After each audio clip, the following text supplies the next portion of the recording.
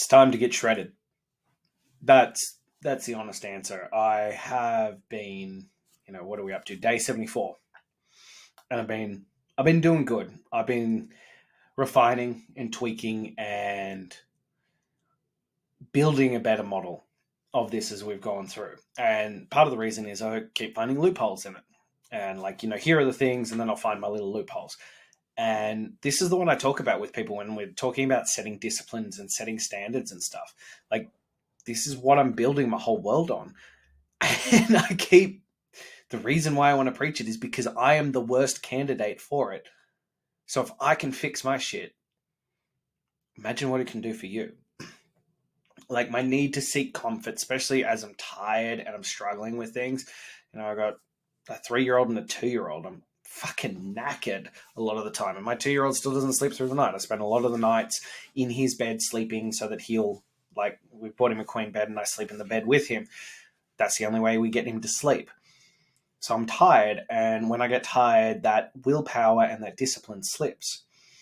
And so I've discovered from doing this that I will seek out those instant gratification moments, those simple dopamine hits, those kinds of things. And so I've been refining the process of this as we go through. And to be honest, the main point of this isn't to be fucking shredded as shit. That's a byproduct. One that I'm really wanting. Like, I really want that, but that's not why I do 126. It's not why anybody does 126. 126 is to cut away the bullshit, to carve out the stuff that doesn't matter, to sacrifice things that don't make you happy, that don't make you money, and don't make you grow. These are the things that we must remove that aren't going to build your best life. But, as a father, as a husband, as a man, I want to deliver my best version. I want to be the best version of myself. That also means being in top physical shape. That's why some of the founding, principles and tenets of 126 to greatness are a proper weight workout and a weighted walk, because we need to be the best physical shape we can be. There are other components that play into that, though. You are the reality of your actions and choices. And a great physique is one of those things that cannot be bought, it cannot be stolen, it cannot be taken, it must be earned through blood, sweat, and sometimes tears. This is part of the fucking game. And it must be done. And it must be done this way. Right? And so, though having the great physique is not the point of doing this, I think it's still an important part of it, because it's something that you can own, that no one can take away from you. Something that you can be proud of, and like when you look in the mirror. Like when I look in the mirror at the moment, I'm not happy with the man who looks back at me. Am I better than I was 74 days ago? Fuck yes, I am. And I need to keep reminding myself of that. But no, I'm not fucking satisfied yet. I know the level that I demand and where I should be. And that's what I'm trying to get back to.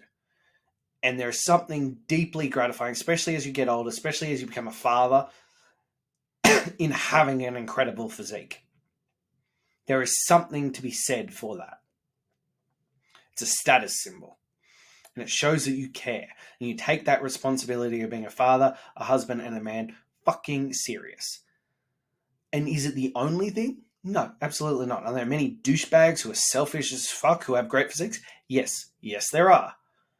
But when you can compile that with, I have an incredible physique and I'm a great dad and I show up for my kids and my wife and I lead by fucking example, that's something. That's something special.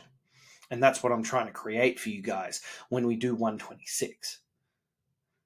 So that's part of it as well. So as I said, I'm at day 74 and I've reached a point where I'm like, we're in the home stretch here.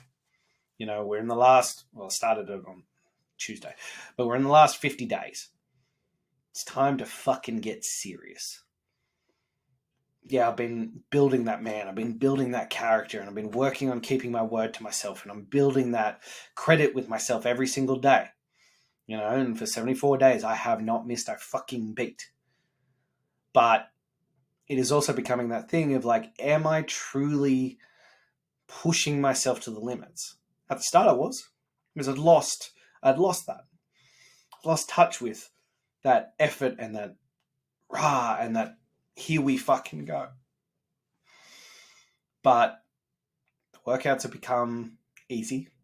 And look, part of that is also up and down with injuries, shoulder, knee, things going on there. They're mostly healed now, and then getting sick. But as I said, I want the status symbol of being in my 30s, dad of 2 young children, and being in incredible fucking shape. And when people see me go, wow. When I look in the mirror, I go, yeah, that's fucking right. I'm that guy.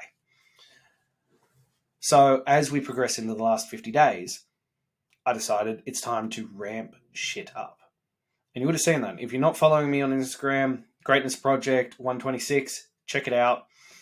I'm posting a lot of other stuff there, like especially in the stories, on what I'm actually doing. So I have a program called the 14-Day Meltdown. And this, for over a decade, has been changing people's physiques rapidly. On average, people lose between 3 and 5 kilos. Not that I care about weight, but that's a whole different fucking story. But it makes a big fucking impact. On top of that, it is quite mentally taxing. It's quite challenging. It goes hand in hand to what I'm trying to teach here, with mental fortitude, with discipline, with focus. So I decided to add that in. Now, I'm not deviating from the rules I set for 126. I'm actually, if anything, increasing the difficulty of it. So it's much easier if you see it written out, but I will break it down for you here. So what does the 14-day meltdown look like? So day 1 is a full day fast. Day 2 is a 16-8 fast, as in you fast for 16 hours and you eat in an 8-hour window. And in that 8-hour window, you eat 3 meals. And those meals are to be 100% meat and nothing else. And you do another, which if you stack them out, it adds out to a 40-hour fast. So there's full day fast and then another 16-8, another 16-8. Then you reintroduce a little bit of carbs on the 6th day. So you have a meal of protein and fruit in the morning and a meal of protein and fruit for dinner. And then you have what's called a refeed day. And you try and rebuild it, refuel your glycogen, is the general gist. So we have meat and fruit all day. Meat, fruit, honey, bit of raw dairy. All day on the 7th day. And you start again. And mentally, you come out stronger. You come out fucking firing. Like, a lot of people are like, oh, I feel crappy on a fast. And I'm like, I can guarantee if you remove the headspace and the attachment you have to that, you'll feel better. My brain fires so much fucking better when I detox, when I do these fasts. I am like, yeah, it's pinging off the walls. My workouts get better. I feel better, all of that kind of stuff. And then because you're clearing out everything as well, it works. And, I've had the one where people are like, oh, it's just water weight. And I was like, maybe the first week is water weight, but after that is also not just water weight. I've had people lose up to 10 kilos doing this. I can guarantee you're not losing 10 kilos of water weight. Fucking guarantee. Now, the catch that comes with this, because as I said, I'm going fucking ham on this. I'm going hardcore as fuck on this because I want to finish out 126 days looking the best I can. I want to drop as much body fat between now and when I complete that as possible. I'm going to roll straight into phase 2, so I'm not fussed about that because I know I'm not going to go backwards, but I want to roll into that. Now, the catch that comes with the 14-day meltdown, which shouldn't apply if you're using it in 126, is then people will binge on the back end and they put all the weight back on. They put all the body fat back on because they're like, oh, I've been deprived. And then they get to the end and they then stack they just ridiculously and horrendously overeat during that period of time. So that's something that you can't do. Also, this is a thing that you can't do long term. like true long term. You can do different variations of fasting, but like long term, you need to have other things, especially if we're working out this hard and we're trying to build muscle and things. We're going to need the protein and stuff in there. Long fasts are good, just on a long scale, you still need all the protein. So I'm actually going to do 2 cycles of this, I've decided, because I'm just so unhappy with where I'm at. And then after that, I'm going to roll into what I'm normally doing. So 28 days of just prime time shredding. And then after that, I'm just going to go really hardcore on the protein, really going to dial back the amount of fruit and honey and things like that I'm eating, and really push to the end, because this is where I'm at. This is what I'm trying to do. I'm trying to figure out the workouts at the moment because, as I said, they've currently been pretty disappointing and frustrating for me because I have something going on with my shoulder that between me and other experts are struggling to pinpoint and how to correct. So that's been a little bit frustrating. So I'm slowly building that back up. But my knee, I did a solid fucking leg workout today and it is feeling fantastic. But one of the things I did last time when I did this was I did 500 kettlebell swings a day. You want to talk about fat burning capabilities and pushing the limits on that? Just build in 500 kettlebell swings a day. You'll start shredding down pretty fucking quickly. So I'm going to add those back in as well because they don't aggravate my shoulder or my knee. So I'm going to start putting those in. And yeah, I want to keep sharing. You know, I was planning to do it and I will get to it. I'm going to bought myself a brand new toy, bought myself a camera. Excited to play with that. It's finally all the parts are here. So what I'm going to start doing is these podcasts at night are going to still be the previous format. It's going to be education. It's going to be motivation. It's going to be fire you up, those kinds of things. And I'm going to use the camera. I'm going to take it to my workouts, chuck it in my car, and I'm going to film more of these tactical style ones of like what I'm actually doing and what are the nitty-gritty details of the 126. You know, the straight talking ones will be more of that. Let's talk esoterically. Let's talk about like motivation, firing you up. What are the principles we're building and how do you get in the right headspace for 126? Whereas, you know, the ones out of the car and the workout, I want them to be tactical. I want them to be like, here's exactly what I'm fucking doing. So even if you're not going to join me, which let's be fucking real, you need to. You need the accountability. You need to be held to a standard. And you need someone to be in your corner who's going to be like, no, you're fucking slipping. You're better than this. Let's pull our shit together. You need that.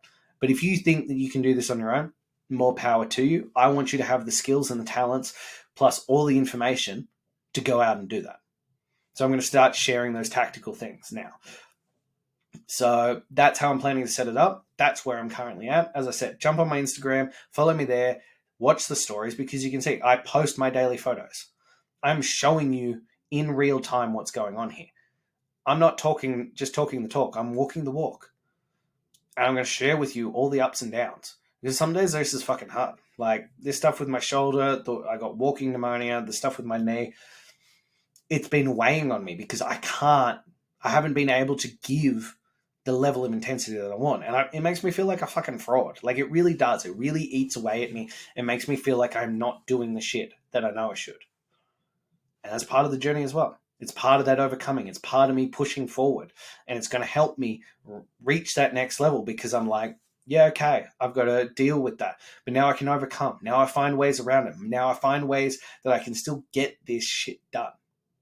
And that's what it's about. Because life is going to throw curveballs at you. Life is going to test you. It's going to be red and things are going to come out of nowhere. But if you spend every single day, at least for 126 days, I would recommend doing this, you know, with gaps, but for life. But for at least for 126 days, choosing to be uncomfortable every single day, choosing things that are difficult for the sake of doing difficult things, to push yourself further than you think possible. If you do that every single day, when life throws its curveballs at you, and it will, you just roll with it. You're like, this is fucking nothing. You see what I put myself through deliberately? You see what I'm willing to do to test myself, to find out where I'm at, to find out who I truly am on the inside? The things life throw at you will be like, oh, whatever. And you'll build a better life because you don't need to stress about the other stuff. You just do the work. You just show up and do the work. And everything just takes care of itself. All right. That's all I have for you. But if you think you're ready to take on 126, to see who you could be, the father, the husband, the man you know you should be, that you are called to be, if you feel you're ready to take on that challenge and have someone to hold you accountable, to hold those standards for you, and to make sure you get it fucking done, you know where to find me. Until then.